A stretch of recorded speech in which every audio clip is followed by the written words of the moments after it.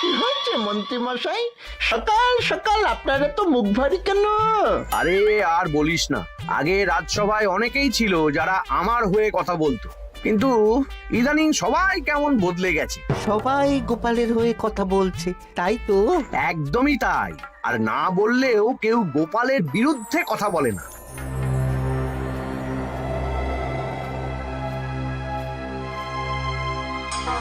কি মন্ত্রী মশাই, আজকাল তো আমার কথা আর মনেই পড়ে না, ভুলে গেছেন নাকি?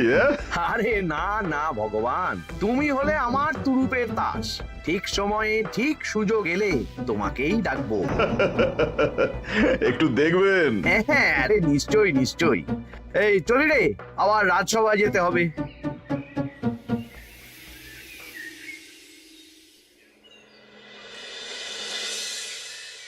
আচ্ছা তোমরা বলো তো, আমাদের রাজ্যের সার্বিক উন্নতির জন্য সবার আগে কি দরকার? মহারাজ, আমি বলবো, বলো গোপাল।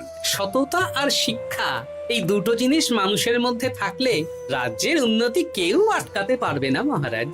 একদম ঠিক বলেছ পণ্ডিত, তুমি তো শিক্ষার কাণ্ডারি। তুমি কি বলতে চাও এই ব্যাপারে? মানে কিভাবে শিক্ষার আরো উন্নতি করা যায়? মহারাজ, আমি তো মনে করি পুঁথিগত শিক্ষাই শুধু শিক্ষা নয়, মানুষের ভেতরে যে পূর্ণতা আছে সেটাকে ফুটিয়ে তোলার নামই হলো শিক্ষা। যেমন? কেউ যদি খেলতে ভালোবাসে সে খেলোয়াড় হবে, গান করতে ভালোবাসলে সে গায়ক বা গায়িকা হবে। আমি প্রত্যেকের মধ্যে লুকিয়ে থাকা এই বিশেষ বিষয়গুলিকে তুলে ধরার জন্য কিছু করতে চাই। তা এটা করার জন্য কি দরকার? প্রথমত অর্থের প্রয়োজন। আমাদের আরো অনেক টুল খুলতে হবে, সেখানে এক একটা জায়গায় এক এক রকমের শিক্ষা প্রদান করা হবে। এটা ভালো প্রস্তাব। আমাদের রাজ্যে গায়ক, নৃত্যশিল্পী, অঙ্কন শিল্পী, খেলোয়াড় সব তৈরি হবে। দেশ বিদেশে রাজ্যের নাম উজ্জ্বল হবে। মহারাজ, একদম এসব উল্টো পাল্টা খরচ করবেন না। কেন কেন? মহারাজ, রাজকোষে প্রথমত বেশি অর্থ নেই, যে কোনো সময় যুদ্ধ লাগতে পারে। তাই আমাদের উচিত প্রথমে এসব না করে কামান, গোলা বারুদ, ঢাল, তরোয়াল এসব কেনা। ঠিকই বলেছ।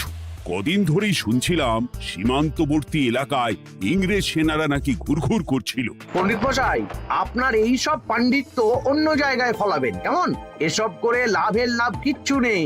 কাউকে যদি ইংরেজরা গুলি করে সে কি গান শোনাবে? হ্যাঁ, মন্ত্রীর কথায় যুক্তি আছে। মহারাজ, আপনি বরং পণ্ডিত মশাইকে কিছুদিনের জন্য ছুটি দিয়ে দিন। পণ্ডিত মশাইয়ের মাথার একটু বিশ্রাম দরকার। হ্যাঁ পণ্ডিত, তুমি বরং দিন 15 জন্য তীর্থে ঘুরে এসো। যথা আজ্ঞা মহারাজ।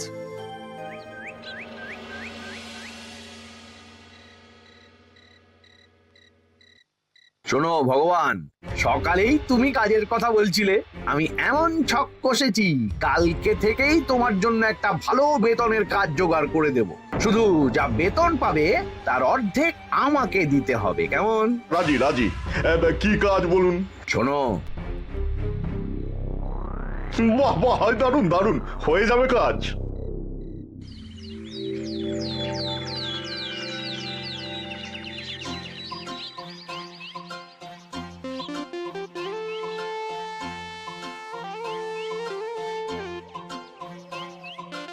এই সকাল সকাল রাস্তায় ঘুরঘুর করছিস কেন? হ্যাঁ, পড়াশুনো কি শিখেই তুলে দিয়েছিস? পণ্ডিত মশাই তীর্থে গেছেন, এখন আমাদের ছুটি। দুপুর বেলা ভাত, রাতের বেলা রুটি।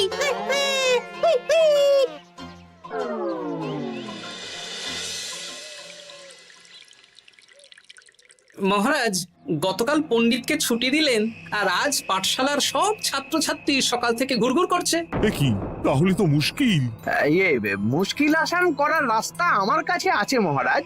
আমার সন্ধানে এমন একজন পণ্ডিত আছেন যিনি বহু ভাষাবিদ, অনেক পাণ্ডিত্য, দেশ বিদেশে শিক্ষাদান করেছেন। কিন্তু তাকে আমরা পাবো কোথায়?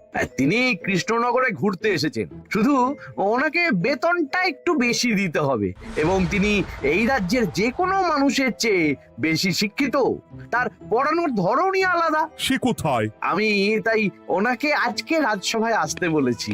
মহারাজ, আপনার সাথে একজন দেখা করতে এসেছেন। দেখুন মহারাজ, বলতে না বলতেই হাজির। ওনাকে ভিতরে আসতে বলো। আচ্ছা মহারাজ।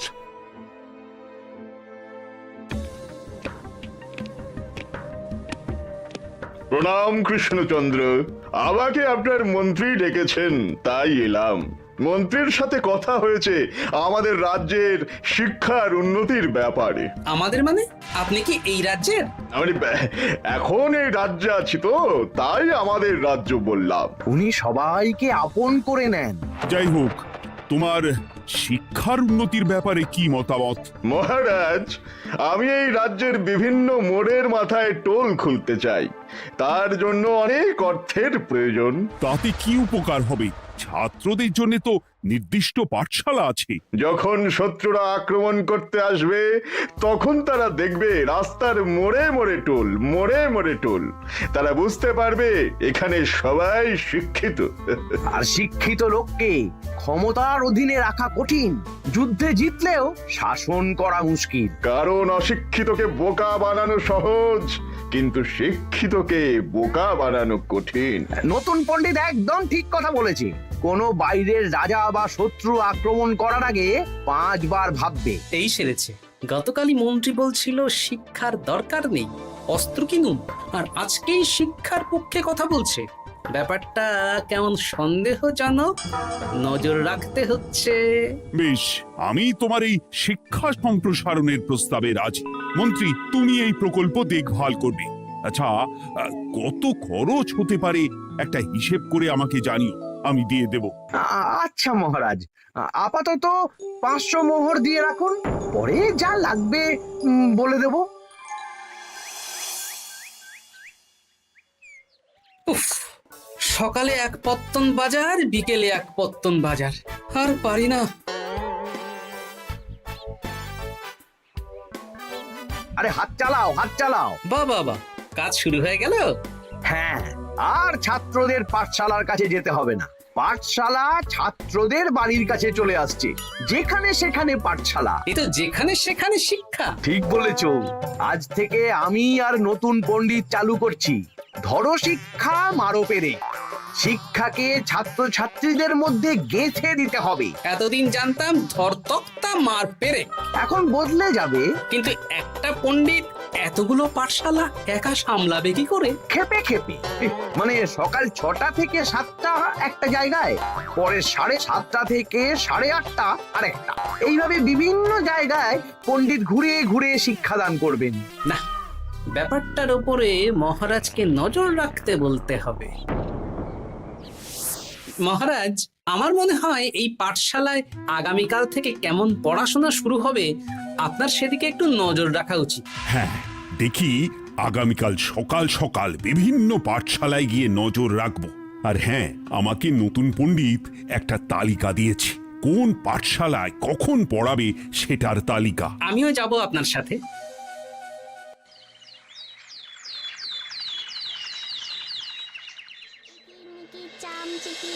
কাটা মজুমদার ধে এলো দামোদর, দামোদরের হাঁড়ি কুড়ি, দুয়ারে বসে চাল কুড়ি। দেখি কুটি, তোরা এই কিরমিকির খেলছিস? নতুন পণ্ডিত কোথায়? উনি তো এই মাত্র দক্ষিণের পাঠশালায় গেলেন। ন্যাপলা আর গুলটে আজ থেকে ওখানেই গেছে। ওদের দুজনের বাড়ি কাছাকাছি তো, তাই। আচ্ছা চলো তো গোপাল, দক্ষিণেই গিয়ে দেখি।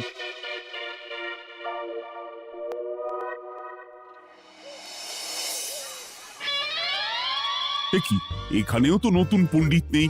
নতুন পণ্ডিত মশাই আমাদের একের নামটা মুখস্থ করতে দিয়ে চলে গেলেন।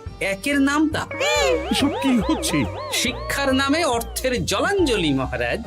না, আজই রাজসভায় এর বিচার হবে। মন্ত্রী, আমি যা দেখলাম তাতে শিক্ষা তো কদিন পরে লাটে উঠবে। আমার এক ভাগ্নি তো আজ পাঠশালায় গিয়ে লুকোচুরি খেলেছে। নামমাত্র পড়াশোনা আর বাকি সময় খেলা, এভাবেই বয়ে গেল বেলা। মন্ত্রী, এই তোমার নতুন পণ্ডিতের দৌড়। মহারাজ, একজনের পক্ষে এতগুলো পাঠশালায় শিক্ষাদান তো সম্ভব নয়। তার জন্য তো আরো পণ্ডিতের প্রয়োজন, আর তার জন্য চাই আরো অর্থ। আবার অর্থ? শুধু মহারাজের অতিরিক্ত অর্থ খরচ হবে বলে আমি আগে এই প্রস্তাবটা রাখিনি। বেশ, তা আর পণ্ডিত কোথায় পাবে? আমাদের নতুন পণ্ডিতের কাছে অনেক পণ্ডিতের সন্ধান আছে। উনি একটা হাঁক মারলেই সব চলে আসবে। বেশ, তাহলে তাই ব্যবস্থা করো। এভাবে শিক্ষার অবনতি আমি চোখে দেখতে পারবো না। আরো 300 মোহর লাগবে। পেয়ে যাবে। এ তো দিনে দুপুরে ডাকাতি। ব্যাপারটা ধরতে হবে। কিছু একটা ঘোট তো আছেই। আর নতুন পণ্ডিতদের যদি কোথাও একটু থাকা খাওয়ার ব্যবস্থা করা যায় তাহলে ভালোই হয়। রাজবাড়ির অতিথিশালা তো আছেই, ওখানেই না হয় ব্যবস্থা করে দেব।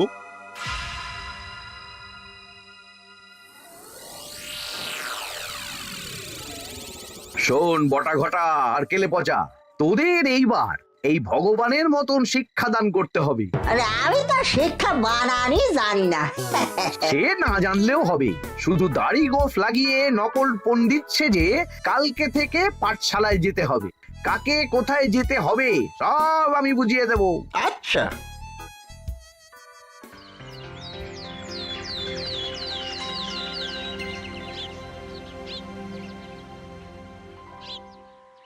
আচ্ছা বল তো, গতকাল তোদের বাড়িতে কি কি রান্না হয়েছিল? ভাত, মসুর ডাল আর লাউ ঘন্ট। লাউ ঘন্টের মধ্যে চিংড়ি ছিল? না। তা আজকে কি রান্না হবে? আজকে সকালে বাবা বাজার থেকে পাকা কাতলা এনেছে। কাতলা মাছের পাতলা করে ঝোল হবে। আর তোর? আমাদের আজ নিরামিষ, এই কবজি ডুবিয়ে সবজি ভাতি খেতে হবে। বেশ।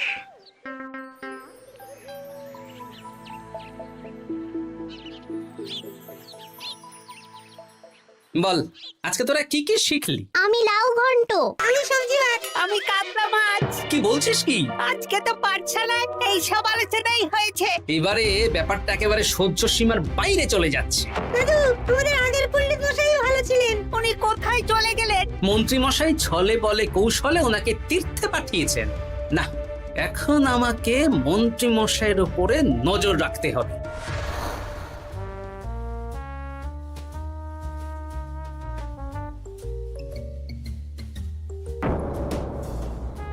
পাঠশালায় পড়ানোর ব্যাপার তো বিকেলেই মিটে গেছে। রাজবাড়ির অতিথিশালায় না গিয়ে নতুন পণ্ডিত মশাইরা এদিকে আবার কোথায় যাচ্ছেন? সাথে মন্ত্রীও আছেন, ব্যাপারটা নজর রাখতে হবে। তাড়াতাড়ি চল। চলুন চলুন। এদিকে তো বটা ঘটার বাড়ি, এদিকে মন্ত্রী মশাই কোথায় যাচ্ছেন?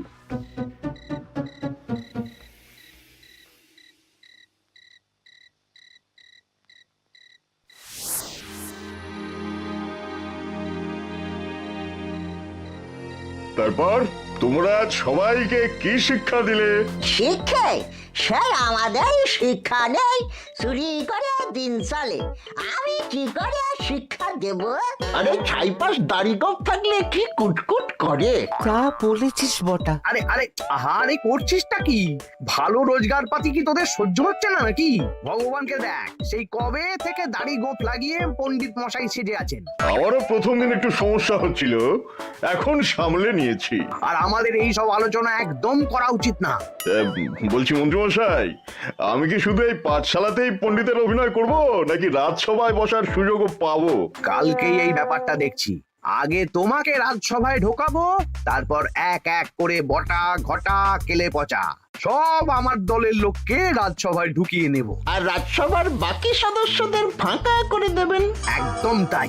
মহারাজ সহজ সরল মানুষ, এটাই একটা বড় সুবিধা। আচ্ছা, এই ব্যাপার। ঠিক আছে, আমি কদিন পরে ঠিক সময়ে একদম হাটে হাড়ি ভাঙবো।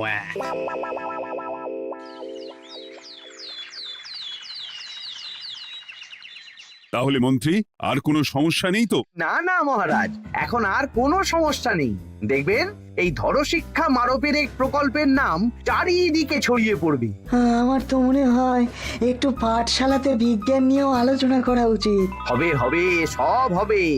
এখনো সব বাচ্চারা অজ্ঞান হয়ে আছে। আগে শিক্ষায় জ্ঞান ফিরুক, তারপরে না হয় বিজ্ঞান নিয়ে আলোচনা করবে। বিজ্ঞানী তো প্রস্তাবটা খারাপ রাখেনি। তুমি কি বেশি বোঝো? তাহলে তুমিই তো বিজ্ঞান শেখাতে পারো।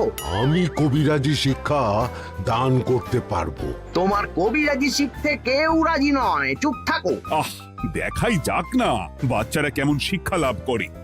মহারাজ, বলছি কি, আমাদের পণ্ডিতের আসনটা তো ফাঁকাই পড়ে আছে। এখন যখন নতুন পণ্ডিত এসেই গেছেন, তাহলে ওই জায়গায় ওই তো বসতে পারে। কিন্তু পণ্ডিত তো তীর্থে গেছে, অবশ্য কদিন পরেই ফিরে আসবে। ও আসুক, তারপর না হয় আলোচনা করে একটা সিদ্ধান্ত নেব।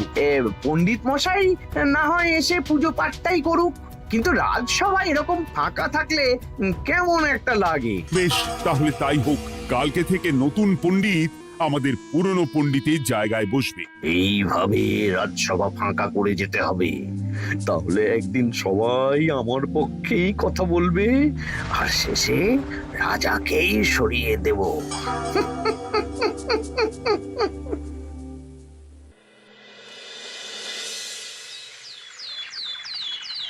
মহারাজ, সর্বনাশ হচ্ছে চারিদিকে।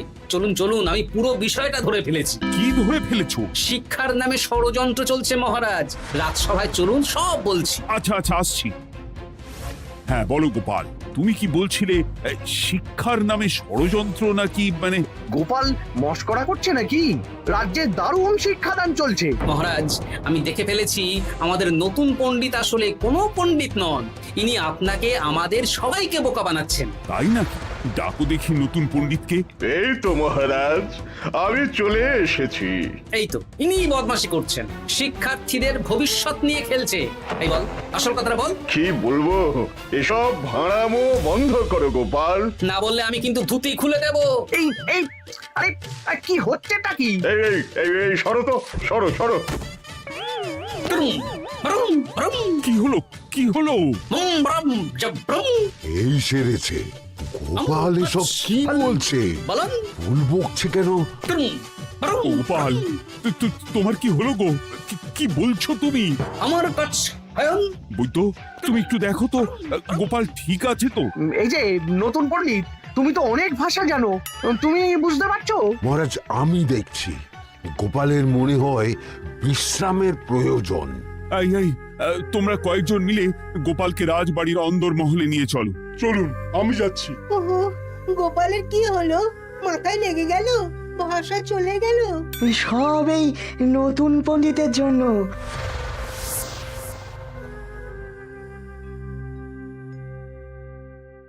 ভাল খাচ কাচ হায়ন মাস্টার কাচ।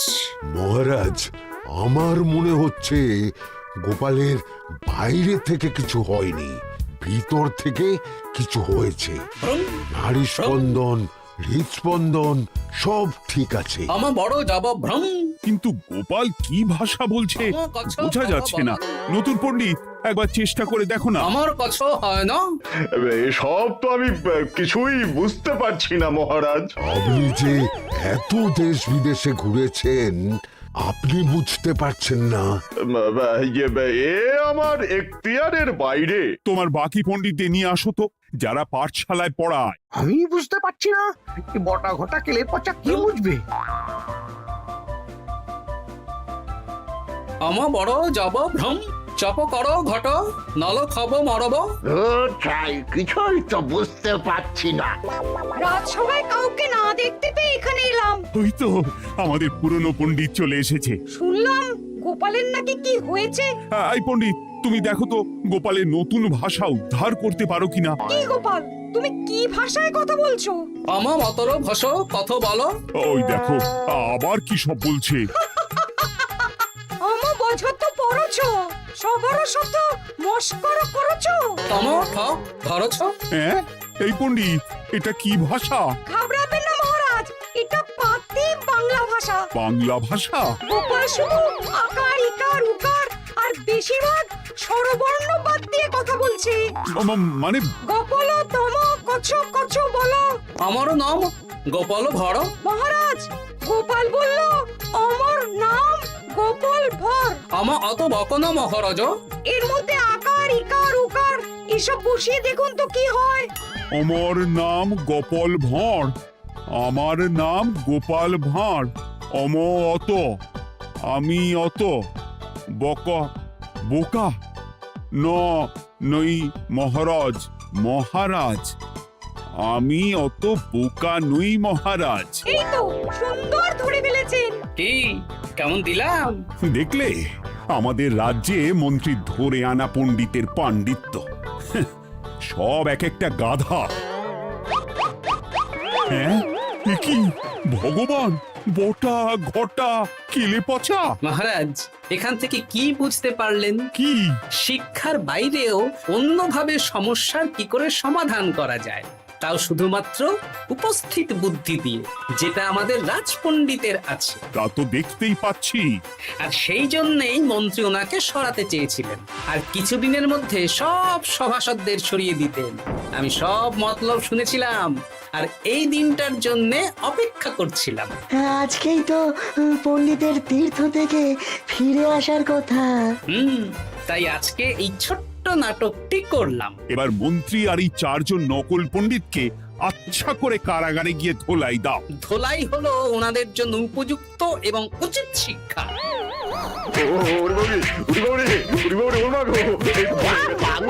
বাবা গো, ভুল হয়ে গেছে গো। আরে